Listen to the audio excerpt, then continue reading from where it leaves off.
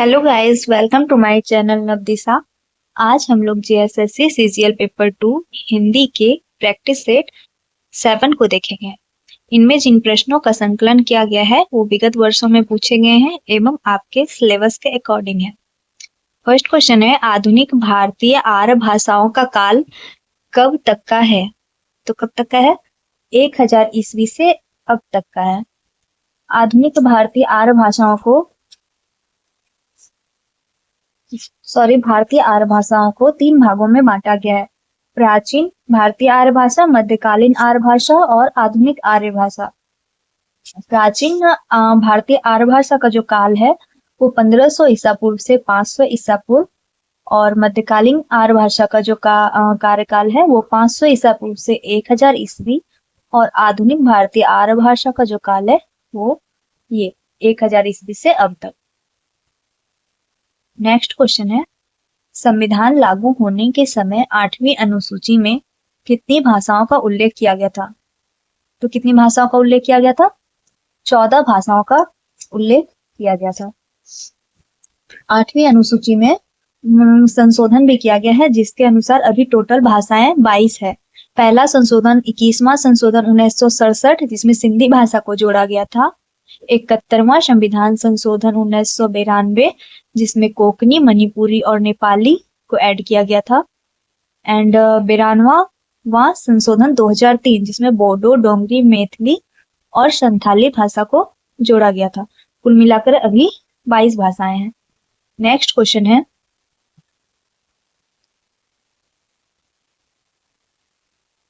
किस रस को रस राज कहा जाता है? किस रस को कहा जाता है? श्रृंगार रस को। जैसा कि हम लोग जानते हैं, रसों की संख्या भरत मुनि ने 8 बताई है, जबकि आचार्य मम्मट और पंडित राज जगन्नाथ ने रसों की संख्या 9 मानी है। नेक्स्ट क्वेश्चन है, रमणीयार्थ प्रतिपादक शब्द काव्यम काव्य लक्षण से संबंधित यह कथन किसका है? पंडित जगन्नाथ जी का है। ये रमणीय अर्थ का प्रतिपादन, इनके अनुसार रमणीय अर्थ का प्रतिपादन करने वाला शब्द ही काव्य है। नेक्स्ट क्वेश्चन है, जिस प्रकार आत्मा की मुक्त अवस्था ज्ञान दशा कहलाती है, उसी प्रकार हृदय की मुक्त अवस्था रस दशा कहलाती है। यह कथन किसका है? रामचंद्र शुक्ल जी का है। नेक्स्ट क्वेश्चन देखते हैं,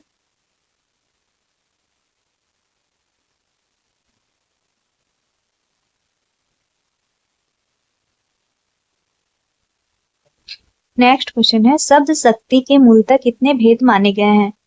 शब्द शक्ति के 3 भेद माने गए हैं। कौन कौन से? अविधा, लक्षणा और व्यंजना। नेक्स्ट क्वेश्चन है, किस पाश्चात्य आलोचक ने काव्य को जीवन की आलोचना कहा है? किसने कहा है? मैथ्यू आर्नोल्ड ने कहा है। नेक्स्ट क्वेश्चन है, सर्वप्रथम किसने अंग्रेजी साहित्य में पहली बार व्यवस्थित और व्यापक रूप से सौंदर्य शास्त्र को प्रतिस्थापित किया है? आइए रिचर्ड ने।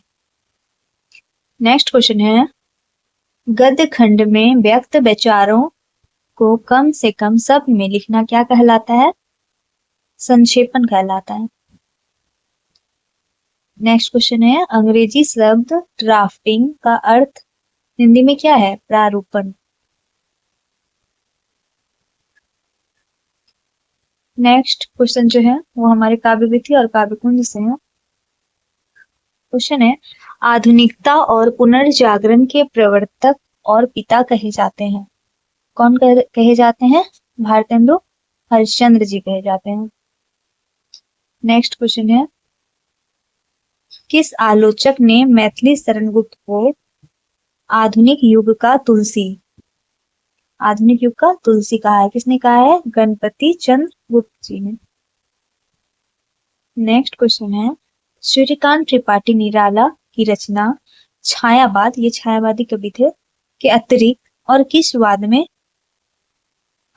के अंतर्गत आता है? तो प्रगतिवाद के अंतर्गत। नेक्स्ट क्वेश्चन है, प्रकृति के सुकुमार कवि विशेषण किस कवि के लिए है? सुमित्रानंदन पंत जी के लिए। ये भी छायावादी कवि थे। नेक्स्ट क्वेश्चन है, संस्मरण और रेखा चित्र के क्षेत्र में लब्ध प्रतिष्ठित महिला कौन है? महादेवी वर्मा है।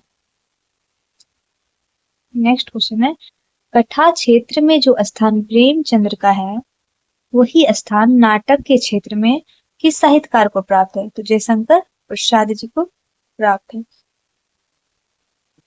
नेक्स्ट क्वेश्चन है, शेवैया एवं छंद के सिद्ध कवि कौन है? रसखान है। नेक्स्ट क्वेश्चन है, शिवा वावनी के रचनाकार कौन है? ये प्रसिद्ध पुस्तक है किसकी? भूषण जी की, कवि भूषण की, शिवा वावनी। नेक्स्ट क्वेश्चन है, बिहारी सतसई की टीका लाल चंद्रिका नाम से लिखी किसने लिखी है? लल्लू लाल ने लिखी है। नेक्स्ट क्वेश्चन देखते हैं हम लोग, मधुआ कहानी में समाज का कौन सा दृश्य सामने आया है? मधुआ हमारे पाठ्यक्रम में जो है जयशंकर प्रसाद द्वारा लिखित कहानी है। इसमें शोषक शोषित का दृश्य सामने आया है। नेक्स्ट क्वेश्चन है, नीलम देश की राजकन्या कहानी जो कि जैनेन्द्र कुमार द्वारा लिखित है में राजकुमार की प्रतीक्षा में राजकन्या प्रतिदिन क्या करती है? प्रातः और साया आंगन को धोकर उस पर आसन बिछा देती है। नेक्स्ट क्वेश्चन है, दिल्ली में एक मौत कहानी जो कि कमलेश्वर द्वारा लिखित है के अनुसार सब यात्रा किस रोड से होकर गुजरनी थी? आर्य समाज रोड से होकर। नेक्स्ट क्वेश्चन है, अभिशप्त कहानी जो कि यशपाल जी द्वारा लिखित है के आधार पर अमीनदौला पार्क में प्रायः क्या होता था? प्रदर्शनी या मेला होता था। नेक्स्ट क्वेश्चन है, ठाकुर का कुआं कहानी जो कि प्रेमचंद्र जी द्वारा लिखित है में अमृत की तुलना किस रूप में की गई है? पानी या जल के रूप में की गई है। नेक्स्ट क्वेश्चन है, गजाधर बाबू जो कि वापसी कहानी से संबंधित है उषा प्रेमदास द्वारा लिखित है में कितने साल की नौकरी के बाद रिटायर होकर घर जा रहे हैं? तो कितने साल? 35 साल की नौकरी के बाद। नेक्स्ट क्वेश्चन है, एक अजनबी की हैसियत से पराया जमीन पर जीना काफी खौफनाक बात, ये किसका कथन है? ये डॉक्टर मुखर्जी का कथन है। नेक्स्ट क्वेश्चन है, भारत दुर्दशा नाटक में कितने गीतों का समावेश हुआ है? भारत दुर्दशा नाटक जो कि भारतेंदु हरिश्चंद्र जी द्वारा लिखित है में 15 गीतों का समावेश हुआ है। ध्रुव स्वामिनी नाटक के आधार पर यह कथन किसका है कि सबके जीवन में एक बार प्रेम की दीपावली जलती है? इसका कथन है पोमा का कथन है। ध्रुव स्वामिनी नाटक जो कि जयशंकर प्रसाद जी द्वारा लिखित है। नेक्स्ट क्वेश्चन देखते हैं वो, मोहन राकेश जी द्वारा लिखित नाटक आधे अधूरे में सावित्री किसे आधा अधूरा मानती है? से मानती है महेंद्र नाथ को जो कि उसका पति था।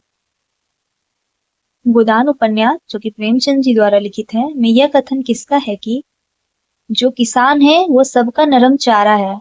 चारा होगा यहाँ पर, किसका है? राम सेवक का।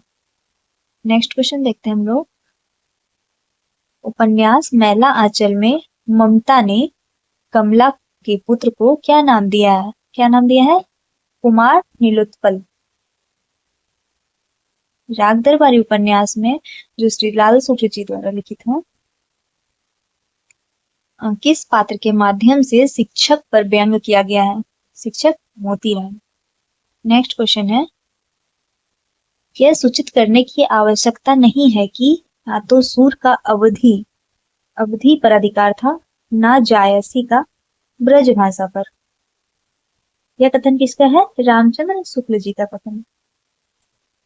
नेक्स्ट क्वेश्चन देखते हैं हम लोग, किसके अनुसार अपभ्रंश का सर्वप्रथम उल्लेख भी राजा धारसेन दूत के शिलालेख में मिलता है? आचार्य रामचंद्र शुक्ल के द्वारा। नेक्स्ट क्वेश्चन, आचार्य रामचंद्र शुक्ल के अनुसार हिंदी साहित्य का आविर्भाव कब से माना जाता है?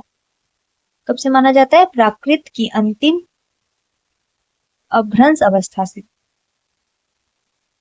नेक्स्ट क्वेश्चन है, नाथ सिद्धों की परंपरा से ही छटकर निकला है।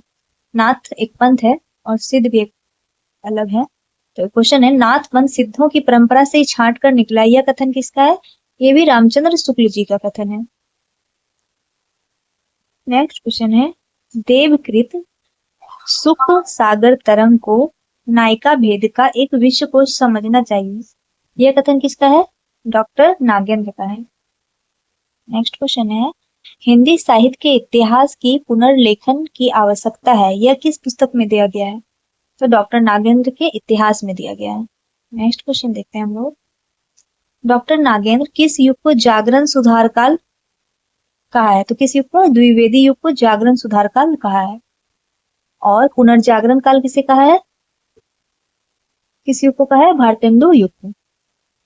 द्विवेदी युग का जो नामांकन है वो किसके आधार पे हुआ? आचार्य महावीर प्रसाद द्विवेदी के नाम के आधार पर। नेक्स्ट क्वेश्चन है, छायावाद शब्द का सर्वप्रथम प्रयोग किस आलोचक ने किया था? तो किसने किया था? मुकुटधर पांडे ने।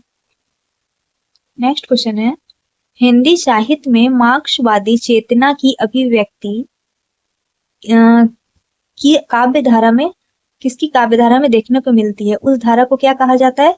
प्रगतिवाद कहा जाता है। नेक्स्ट क्वेश्चन है, प्रयोगवाद के प्रवर्तक के अनुसार प्रयोगवादी कवि का मुख्य तत्व क्या था? क्या था? नई राहों का अन्वेषण। नेक्स्ट क्वेश्चन है, नई कविता पत्रिका का प्रकाशन कब हुआ था? 1954 ईस्वी में। नेक्स्ट 5 क्वेश्चन हमारे ग्रामर से हैं। यथाशक्ति में कौन सा समास है? अव्ययी भाव समास है। राम ने श्याम को मारा, वाक्य में कौन सा कारक है? कर्ता कारक है। नेक्स्ट क्वेश्चन है, जिन वर्णों का उच्चारण वर्णमाला के बीच अर्थात स्वर और व्यंजन के बीच में होता है वे क्या कहलाते हैं? अंतःस्थ व्यंजन। इनकी संख्या 4 होती है, य, र, ल, व, और तीनों सो और हो कैसे व्यंजन है? उसमें व्यंजन है। नेक्स्ट क्वेश्चन है, अक्ष, त्र, ज्ञ, श्र कैसे व्यंजन है? ये संयुक्त व्यंजन है। Thank you guys. इसका पीडीएफ हमारे टेलीग्राम चैनल में अपलोड कर दिया जाएगा जिसका लिंक डिस्क्रिप्शन में दिया हुआ है। Thank you guys.